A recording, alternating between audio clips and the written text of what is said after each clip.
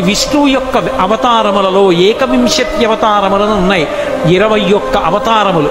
వాటిని స్మరిస్తే చాలు, వాటిని ఒక్కసారి జ్ఞాపకానికి తెచ్చుకుంటే చాలు. ఏనండి, మొట్టమొదట ఆదినారాయణుడు సనకసనందనాదులు, దాని తర్వాత వచ్చినటువంటిది యజ్ఞవరాహావతారం, యజ్ఞవరాహావతారం తర్వాత నారదుడు, నారదుడి తర్వాత నరనారాయణుడు, నరనారాయణుల తర్వాత వచ్చినటువంటిది కపిలావతారం, కపిలావతారం తర్వాత దత్తాత్రేయావతారం, దత్తాత్రేయావతారం తర్వాత యజ్ఞావతారం, యజ్ఞుని యొక్క అవతారం తర్వాత వృషభావతారం, వృషభావతారం తర్వాత వచ్చింది పృథుమహారాజు గారి అవతారం, తర్వాత వచ్చినటువంటి అవతారం మత్స్యావతారం, తర్వాత కూర్మావతారం, తర్వాత ధన్వంతరి, తర్వాత మోహిని, తర్వాత నరసింహుడు, తర్వాత వామనమూర్తి, తర్వాత పరశురాముడు, తర్వాత రాముడు, తర్వాత రామచంద్రమూర్తి, తర్వాత బలరాముడు, బలరాముడి తర్వాత కృష్ణ భగవానుడు, కృష్ణ భగవానుడి తర్వాత ఏకకాలంలో 2 అవతారాలు ఉంటూ ఉండొచ్చు వీటిల్లో.